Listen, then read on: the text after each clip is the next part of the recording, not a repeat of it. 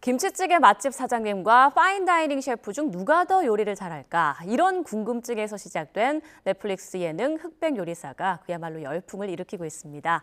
또 극장가에선 영화 베테랑2가 장기 흥행을 이어가고 있는데요. 문학의 소식 김원식 대중문화평론가와 함께 이야기 나눠보겠습니다.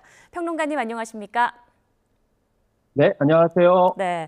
자, 요즘 흑백 요리사 장안의 화제인데요. 이게 넷플릭스로만 볼 수 있어서 못 본 네, 분들도 계실 텐데 프로그램 설명부터 좀 간단히 해주신다면요. 일단 서바이벌 예능 방식을 취하고 있죠. 그런데 이번에는 노래나 그런 입체적인 그런 경연이 아니고 요리로 돌아왔습니다. 3억 원을 두고 국내 최고 요리사 100수저에게 도전장을 내는 흑저들의 이제 도전기가 펼쳐지고 있는데요. 지금 현재 뭐 넷플릭스에 공개된 이후에 2주 연속 넷플릭스 비영업권 TV 시리즈 중 1위를 차지하고 있는 큰 인기를 끌고 있습니다. 아무래도 요리사 간의 대결이기 때문에 어느 때보다도 요리뿐만이 아니고 또 경연 결과에 대해서 관심이 증가하고 있는 상황이 되겠습니다. 네. 그런데 한동안 이 음식 관련 프로그램이 막 쏟아져 나오면서 식상하다는 얘기들이 좀 많았는데요. 이번에 흑백 요리사가 이렇게까지나 큰 인기를 끈 그 비결은 뭐라고 보세요?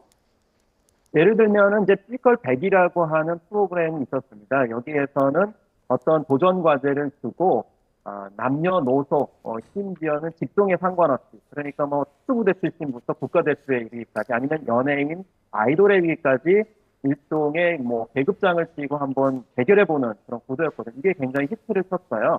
마찬가지로 요리사도 유명하신 분이 있고 그렇지 않은 분이 있지 않습니까? 그렇기 예. 때문에 유명한 셰프들과 유명하지 않은 요리사들이 대결을 벌인다고 그러면 어떤 결과가 나올까라는 것이 이런 승리 포인트가 되겠습니다. 특히나 권위의 파괴가 예능의 또 중요한 요소 중에 하나거든요.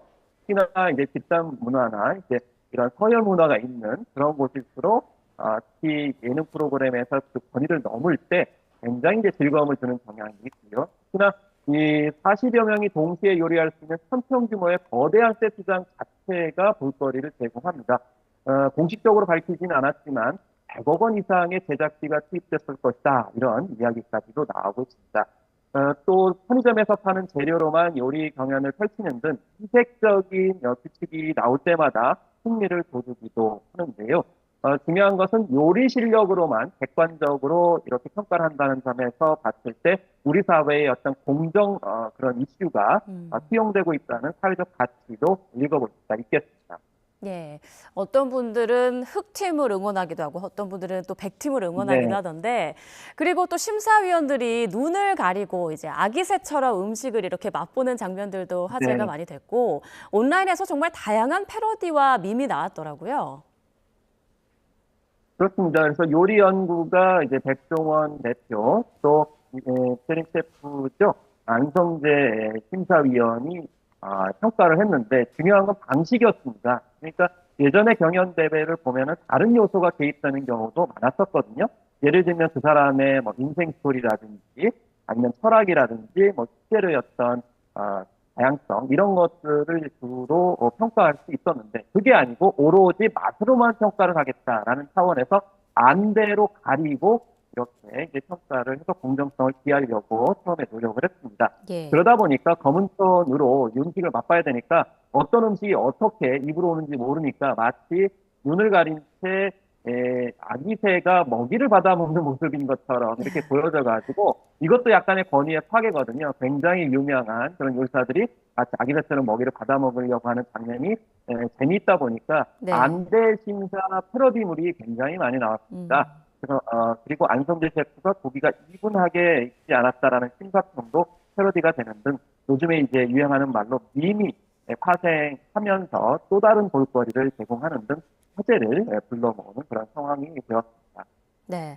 흑백 요리사의 인기가 워낙 요즘 크다 보니까 침체 중이던 외식업계의 흐름도 바꾸고 있다고 하더라고요. 그 출연한 셰프의 식당 예약하기가 뭐 하늘의 별 따기 수준이라고요? 그렇습니다. 그래서 방송 이후에 출연 셰프들이 운영하는 식당의 검색량과 또 예약 건수가 크게 증가를 했습니다. 그래서 뭐 전주 대비 뭐 78배 이상 상승했다라는 통계도 있었는데요. 실제로 뭐 이제 식당을 방문하신 분들의 어떤 인터뷰 내용, 증언을 봐도 너무나 이제 많이 줄을 서고 계신 것 같습니다. 그런데 이번에 한 가지 좀 독특한 점이 있었는데요. 예전 같으면은 경연대회에서 계속 좋은 성적을 보이는 그런 셰프들이 인기를 끌고 식당이 이제 붐볐었는데 지금은 오히려 떨어진 셰프들의 식당도 방문을 하고 있다는 겁니다. 사실 이 프로그램은 당연 경연대회와 다른 게 뭐냐면 다른 경연대회 오디션 프로그램들은 음악을 들을 수도 있고 아니면 이제 육체적으로 도전 과제를 성공했는지 안 했는지 확인할 수 있지만 이 요리 프로그램은 맛을 확인할 수가 없거든요. 그렇기 그렇죠. 때문에 유명한 사람인데 왜 떨어졌을까? 떨어질만 할까? 라고 직접 자기가 이제 확인하기 위해서 떨어진 분들의 식당도 방문하고 있다는 거죠. 그렇기 때문에 좋은 성적을 내보였든 그렇지 않든 어떻게 보면 이 직업에 활력을 불어넣고 있다. 그렇기 때문에 이 셰프들이 떨어졌어도 후회는 하지 않는다. 이런 발언을 하는 게 아닌가 이렇게 생각해 볼 수 있어서 시즌2에서도 아마 더 많은 그런 참여자가 나올 것 같은 분이 이런 맥락에서 이제 생각할 수 있겠습니다. 네, 시즌2도 기대된다라는 말씀 해주셨는데 인기가 많은 만큼 또 잡음도 있습니다. 특히 이제 아까 말씀에 공정이라는 키워드가 인기 비결 중에 하나다라고 말씀해 주셨는데 이 공교롭게도 미션 때마다 그 흑백 요리사 합격자 수가 똑같이 나오면서 공정성 논란이 좀 일었어요. 그렇습니다. 이것은 어느 정도 예견이 된 부분인데요. 왜냐하면은 사실 내노라 하는 요리사들이거든요. 요리사 하더라도 유명하지 않다 하더라도 실력이 굉장히 출중하기 때문에 기회 갈수록 공정성 논란이 어느 정도 있었는데 실제로 이제 두 가지 사례가 있었습니다. 우선 크게 논란이 된 부분은 슈퍼패스로 2명을 올렸는데 공교롭게도 흑 11, 111 이렇게 됐고요. 예. 또 이 탑 8 그러니까 8명 같은 경우에도 최종적으로 올라갔는데 이것도 흑 4명, 104명 어떻게 이렇게 똑같이 흑백이 동수로 올라갈 수 있냐. 그래서 일종의 인위적으로 제작진이 개입을 해가지고 짝을 맞춘 게 아니냐 이렇게 이제 지적이 나왔는데 그렇지만 제작진은 의도한 적은 없다 이렇게 언급을 했고요. 그리고 공정성 논란은 있지만 비판 검토의 경청을 해가지고 다음 아마 시즌에서 이제 개선하는 그런 태도를 보일 것 같다는 생각은 드는데 어쨌든 지금 굉장히 보는 눈이 많기 때문에 과연 네. 인위적으로 개입했을까 이건 좀 현실적으로 떨어지지 않나.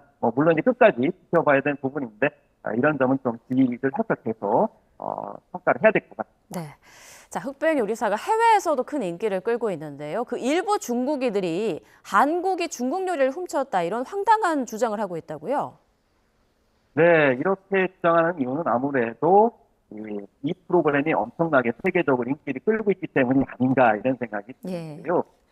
이제 지적을 한 것은 바로 중국 요리인데 중식 바스를 만드는 장면이죠. 거의 어린 시절 우리가 풀로 이렇게 검술 만드는 그런 것처럼 요리에 적용을 해가지고 굉장히 눈길을 끌었었는데 이 중국 쪽에서는 한국인들이 한식이라고 주장할 것이다 이렇게 얘기합니다. 주장했다는 얘기가 아니고 주장할 것이다라고 하는 좀 약간 이해하지 못한 표현을 했는데요. 예. 한국이 중국 문화입니다. 한국에는 고유의 요리가 없다 이렇게 첨언했지만은 사실은 이 프로그램에서는 중국 음식이라고 분명히 밝혔습니다.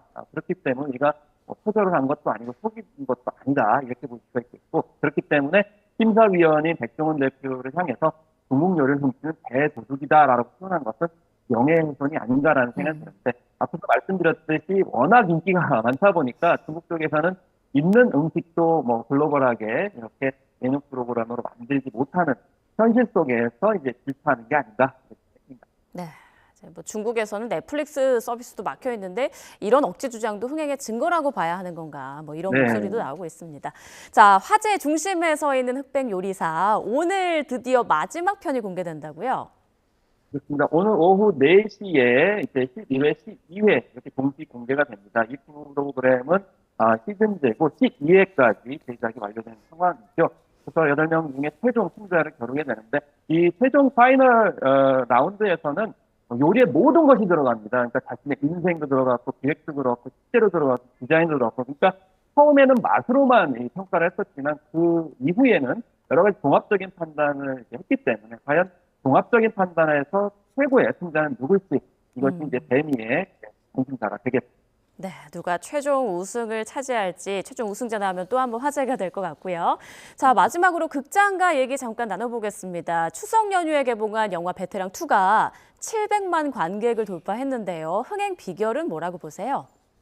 일단은 요즘에 프랜차이즈 영화라고 그러죠. 그러니까 속편 있는 영화가 전작 때문에 후방 효과를 입고서 많은 분들을 이제 극장으로 찾게 해서 흥행 전인 역할을 하고 있는 팀이라고 볼 수가 있겠죠. 그래서 범죄도시에 이어서 베테랑 2도 그런 특성들을 보여주고 있습니다. 그리고 워낙에 많은 분들이 봤던 작품이기 때문에 그런 점에서 이제 경쟁작도 사실상 없었던 측면이 있고요.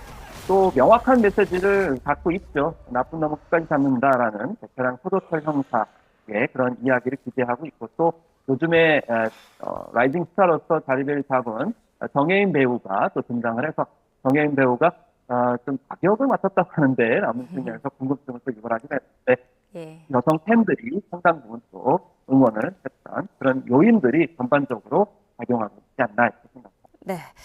자, 베테랑2도 1000만을 과연 돌파할지 주목이 되고 있고요. 지금까지 김원식 대중문화평론가와 함께 문학의 소식 알아봤습니다. 고맙습니다.